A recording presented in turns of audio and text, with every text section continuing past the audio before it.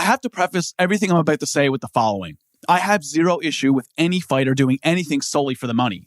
Combat sport is hard enough as it is. The window to earn is very small, and if you have a chance to get the bag, you could never fault anybody for doing so. As much as we'd like everybody to be noble and honorable warriors, opportunities to get massive paydays are few and far between, and you have to capitalize while you can. Especially when it comes to a person like Francis Ngannou, who has a truly remarkable story. The man is an inspiration and deserves every penny he's going to get.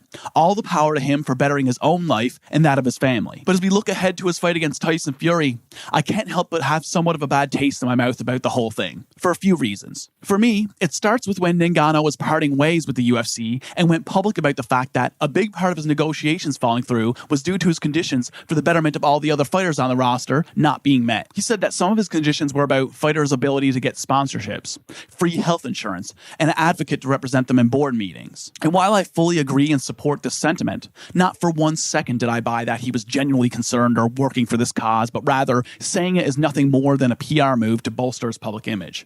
I didn't like that, but hey, there are a lot worse things people can say and do. Looking ahead to this fight, I not only went back and watched the previous fights of both men, but I did something that I haven't done before, and that's step into the world of boxing to see how this fighting is being covered on that side of the fence. One of the pieces I watched was a production called Face Off, Tyson Fury versus Francis Ngannou, with Carl Frampton of TNT Sports. And in the interview, these two are acting more like partners rather than two boxers who are facing off to find out who's best. It comes across as not even being about the actual contest, but more of a business deal over an exhibition boxing match. Which you could say, well, of course, that's exactly what it is, which is fair enough, but I'm just wondering, when did following this sport turn into cheering for fighters making big paydays as opposed to who the better competitor is? As I said in the beginning, I have no problems with Ngannou going out there and getting his bag. But on a fan, spectator level, this sort of feels like we're getting swindled a little bit. It's like everybody's agreeing up front what it is and what's likely going to happen, but it's for big business, so good for them. It's possible I'm making too much of this. At the end of the day, they do have to step in there and fight, so you have to have the utmost respect for Ngannou for that regardless. But at least from what I'm seeing from the boxing world, absolutely nobody's giving Ngannou a chance, and it's hard to blame him. The truth is, the only boxing match I've ever really seen was Floyd Mayweather versus Conor McGregor. I don't know anything about the sport of boxing. I don't know who's who, don't know the history or anything of the like. But I legitimately have over 20 years of being consumed with MMA, with some professional kickboxing mixed in there. And while I've never really watched or paid attention to boxing, I do have an appreciation for the sweet science and how incredible their athletes are. And I do fully understand the technical difference between boxing and MMA and traditional boxing.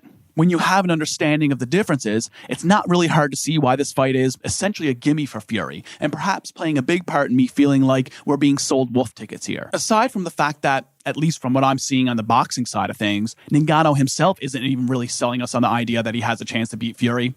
Let's take a look at the differences. Firstly, you often hear people talk about how MMA boxing can be dangerous to traditional boxers because punches can come from unconventional and weird angles, which is dangerous and something a traditional boxer isn't used to. And that's true. But that is not something you can hang your hat on, especially when you're talking about boxing at the highest level possible. Something else people forget about this fact is that it's a two-way street. The same goes for MMA guys that entered the square circle. There are things you can do boxing-wise in MMA that you would never get away with in the sport of boxing.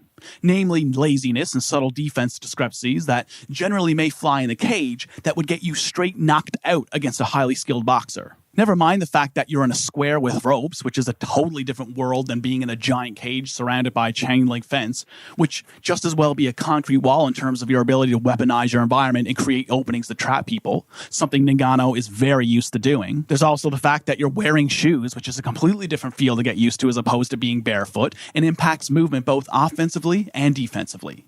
The bigger gloves is also a major adjustment, both offensively and defensively. And Ngannou, for as incredible of a fighter as he is in MMA, has a total of 0 fights under this format.